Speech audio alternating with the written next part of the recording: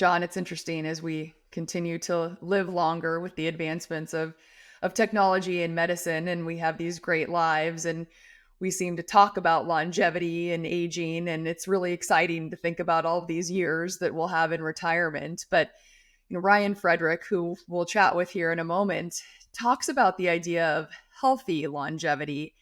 And I really am intrigued by the pairing of those two words because you don't usually hear about healthy and longevity together. And I know in the work that you and I do, John, on a day-to-day basis, we really think about that how do we age well? How do we continue to stay safe? How do we access things that bring us joy, like things like an ice cream cone? And it's just really such an important concept. And I think for those financial professionals that are listening and are having conversations with their clients or conversations with their family members, the idea of aging well and staying healthy at different ages and stages of life is so important. I don't know, John, is that something that you've been thinking about lately?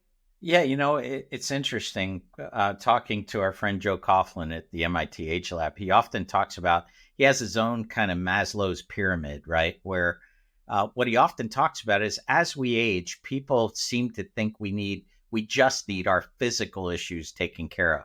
We got to be physically safe. We have to physically be able to access things. We have to physically be able to get ourselves places. But as you go up the pyramid, we know that real well-being has not only to do with our physical needs, but also our mental and emotional needs. And I think that's what this conversation about healthy longevity is really about. It's not only physical well-being, that's really important, but it's also about the emotional factors, the social factors that all weigh in. So Julie, what I loved about this episode was I got to ask Ryan a couple of questions that financial professionals are often asking me about. What do I do about this situation? Or if I were thinking about kind of moving to a different place, what are some methods I should think about employing? And I think, coming up with new directions, new thoughts around the importance of where we live and how we live and why we live there is really important. I agree. I think it is really important. And these are conversations that are only going to be more and more prevalent. And I think having more conversational tools and more thought processes for all of us. I know that even in my personal life, I have these conversations with my parents, it seems like on a weekly basis, thinking about their own longevity. And I know that I'll be using some of the ideas and conversations that Ryan shared with us today with them, probably in my next conversation. So I'm really excited to share with our audience today some of Ryan's insights. So Julie, if you would you introduce our audience to Ryan Frederick and why it is that we asked him on our podcast today? Absolutely. Ryan Frederick is the founder and CEO of Here. He focuses on the intersection of place and healthy longevity and is the author of best-selling Right Place, Right Time, the ultimate guide to choosing a home for the second half of life.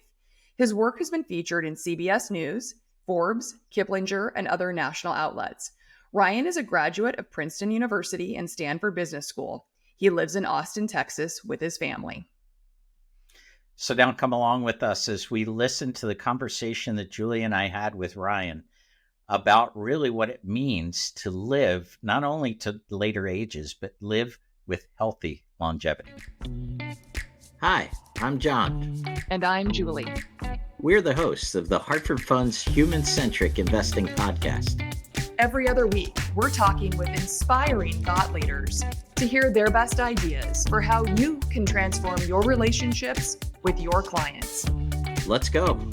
Hi, Ryan. Welcome to the Human-Centric Investing Podcast. It's great to be with you today. Thanks for having me, Julie. Ryan, one of the things that we talk about quite often, Julie and I and our other colleagues on my team, is when we think about extended longevity, the importance of where we'll be living. We always couch it in terms of the MIT Age Lab's question, who's going to change my light bulbs, right? But it's more than just about light bulbs, obviously.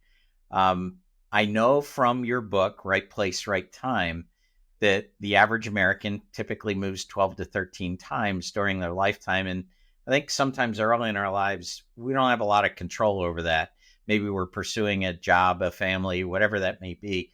But, as we age, sometimes a client may have the sense that they're not in the right place. And as a financial professional, how do you begin to address that?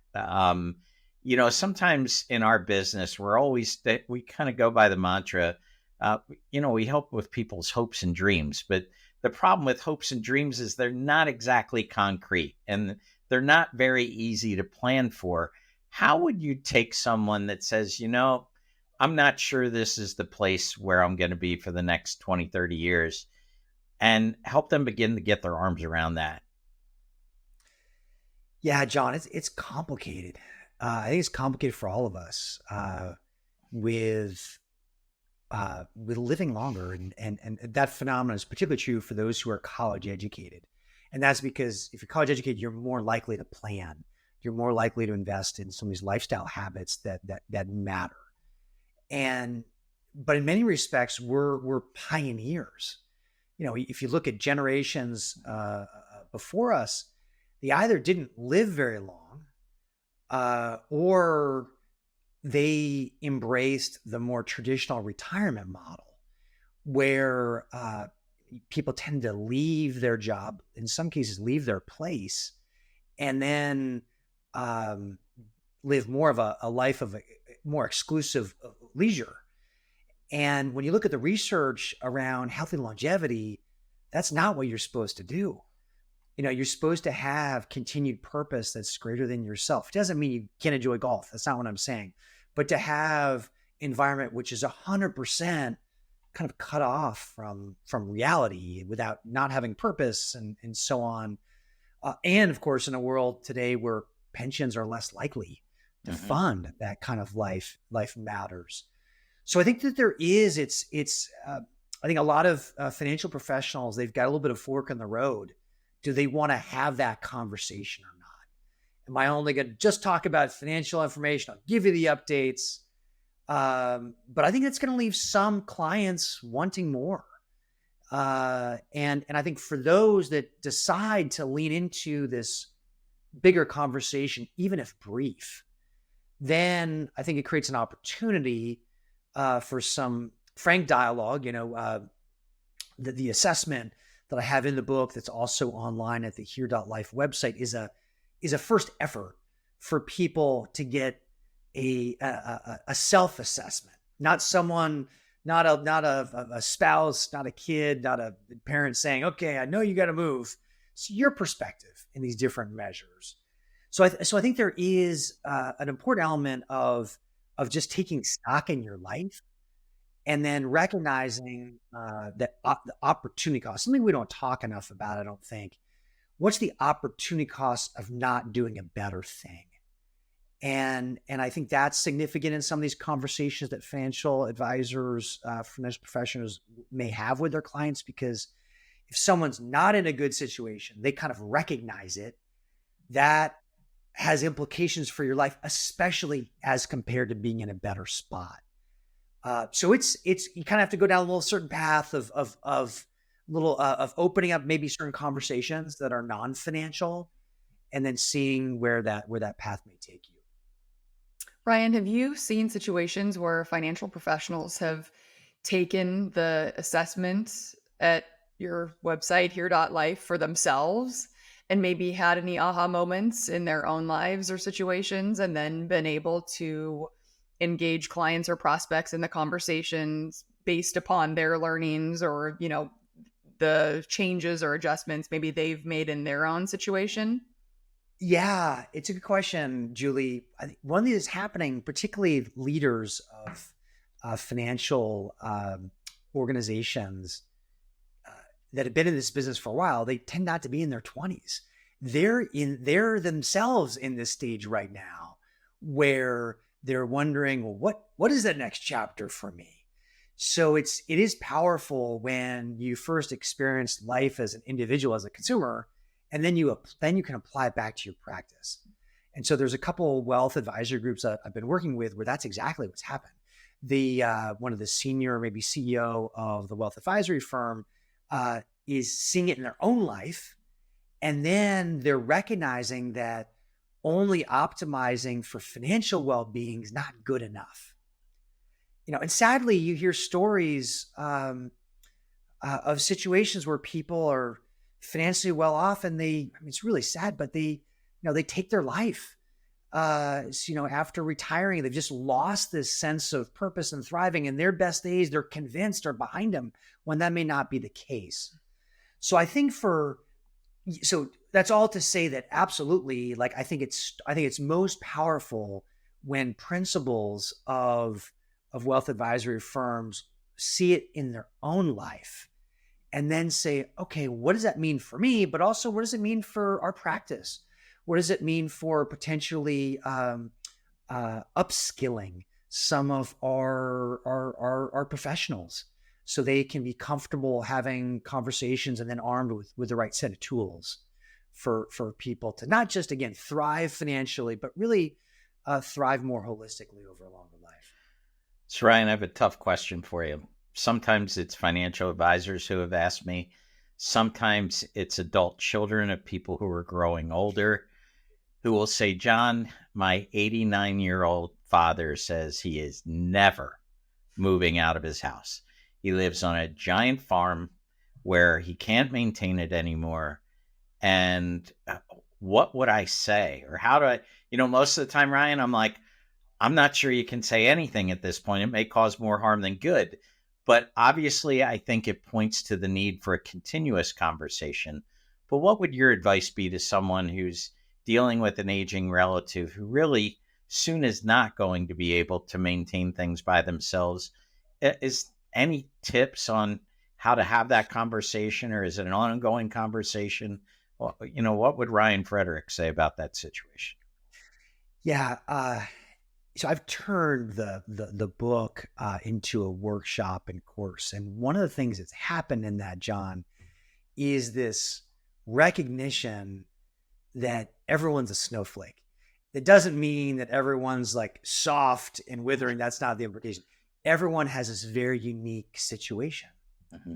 And in order to properly handle what you're talking about, there's a lot of context behind it.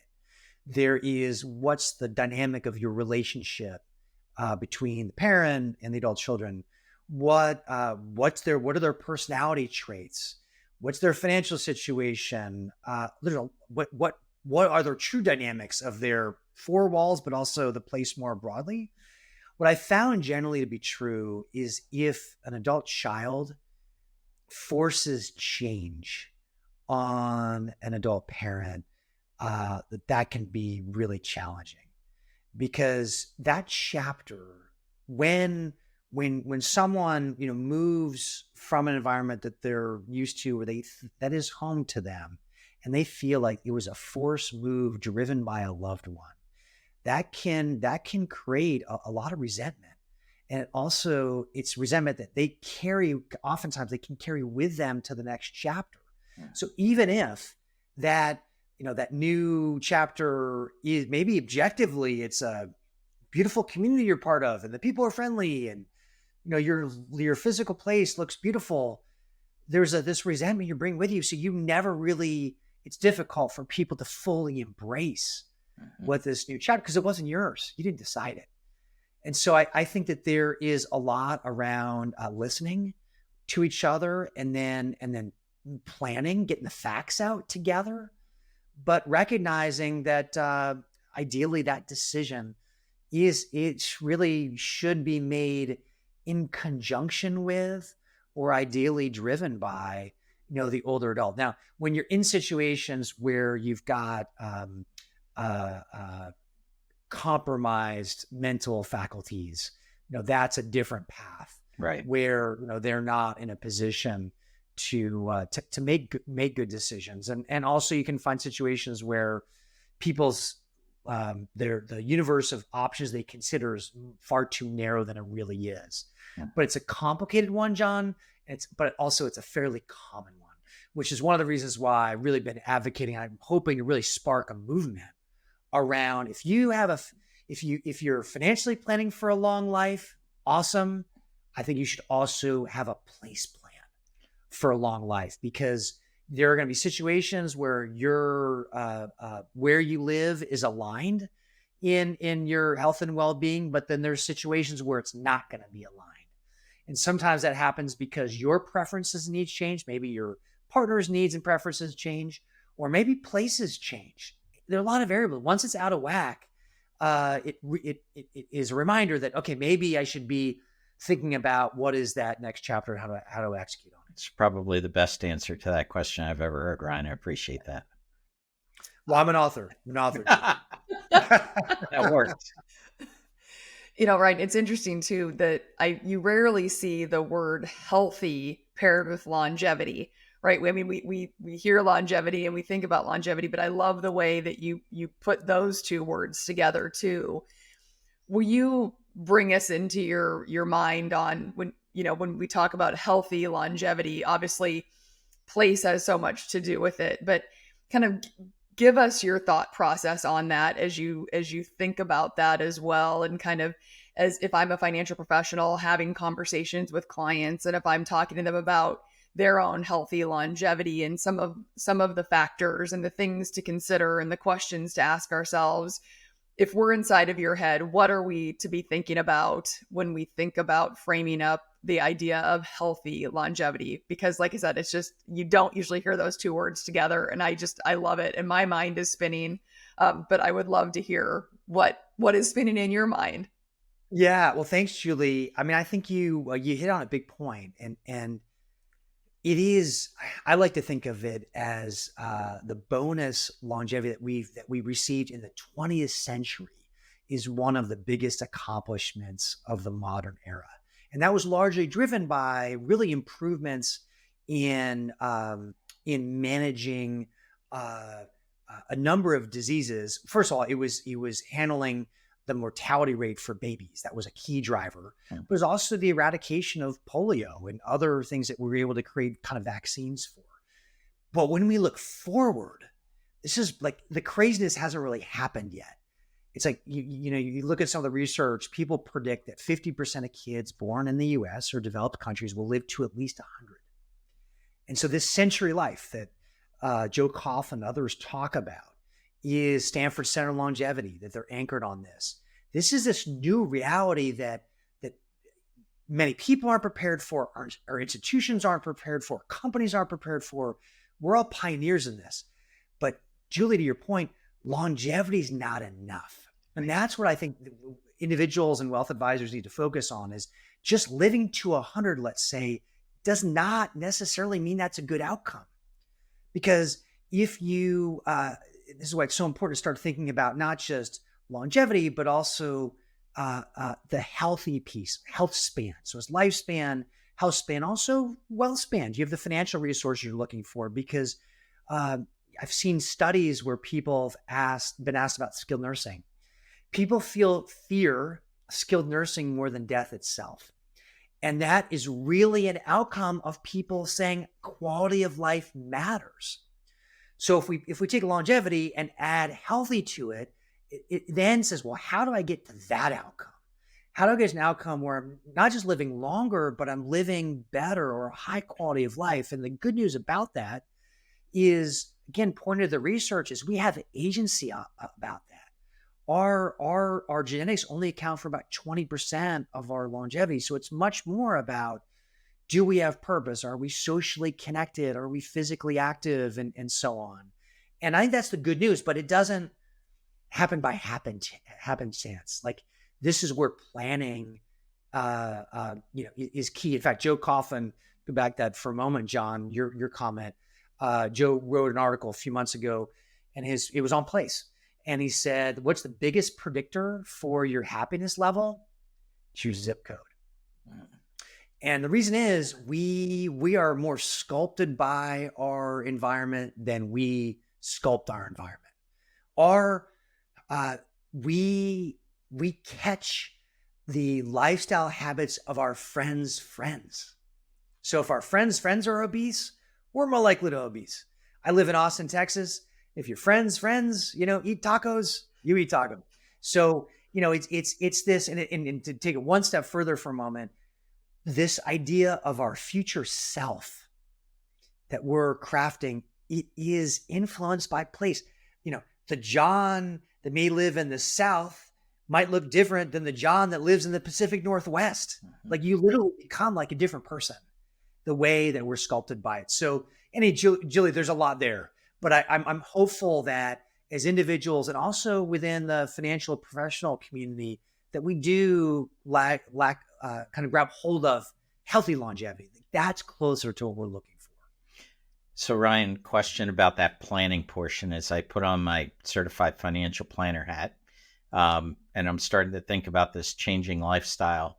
I'm starting to wonder if I should be talking to my clients about setting aside a pot of money almost as a transition support. And behind that question is a question for you. Oftentimes I've heard people say, look, before a change is made, make sure you experience that place first. Maybe long-term rent for a period. Maybe see if you can live as close to your intended location as you can in the off season, in the in season, in whatever. And so it would seem to me like having some funds available so that I wouldn't have to make that crack decision. I sell my house today and I'm somewhere else tomorrow. In general, is that a practice you recommend to kind of road test your next place? It's a great idea, John. And this, I talk about this a bit in the book. I talk more about it in the workshop and course, and it's really around design thinking. And so design thinking is a way of testing things out and thinking that a number of innovative companies have used, some universities and their innovation departments around how do we come up with ideas, but not be fooled by our overconfidence. We talk about this sometimes in the investment community. You can fool yourself of being overconfident about the attractiveness of an investment. Well, the same is true about ourselves. We can think, oh my gosh, I know if I move to this place, if I'm just by the beach, all my problems are solved. Well, it's much safer. It's more advisable to go test out these hypotheses to see if they're true or not. A real quick story of this, in Austin, Texas, we have an acquaintance in our neighborhood. He and his wife, they decided they want to downsize it to downtown, sold their house, moved downtown, bought a condo, outfitted it, loved the first month or so. But after a year, they're like, whoops, made a wrong decision. Sold their condo, and they eventually did find a house back where they were before. Very expensive decision. Mm-hmm. Took a little bit of toll, probably on their relationship too. So they would have been much better off just renting or Airbnb or finding some way. Is this really what we want? Rather than making big decisions. So I love the idea of creating space financially, like you're describing, also some time to do things like that. That's certainly wise over the long term. Well, Ryan, I think that these are such interesting concepts and really putting all of the pieces together and thinking about not only longevity, but a healthy longevity and how we factor in place and time and really have those meaningful conversations, not only with clients, but also with ourselves and with our families and those that we care about. So we can't thank you enough for helping us think through these concepts. And for those that would like to learn more about Ryan's ideas, please don't hesitate to visit his website, here.life. And you can visit his assessment. Also, because this is the Human Centric Investing podcast, we would not want to miss the opportunity to ask Ryan some of our lightning round questions. So Ryan, if you're up for it today, we'd love to segue into our questions. So whatever answers are top of mind, if you're willing, we'll launch into the lightning round. So here we go. Would you binge watch a TV series or rather watch a movie? A movie. What was your favorite board game as a kid? Monopoly. Especially important to place, dogs or cats?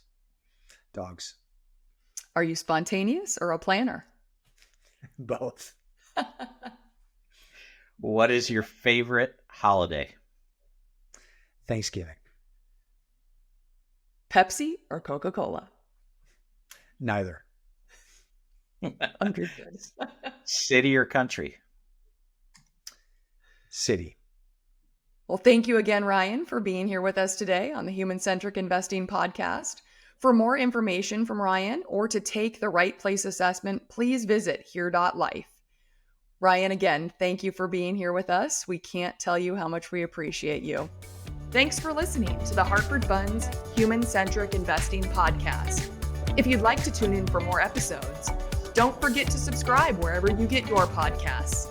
And follow us on LinkedIn, Twitter, or YouTube. And if you'd like to be a guest and share your best ideas for transforming client relationships, email us at guestbooking@hartfordfunds.com. We'd love to hear from you. Talk to you soon.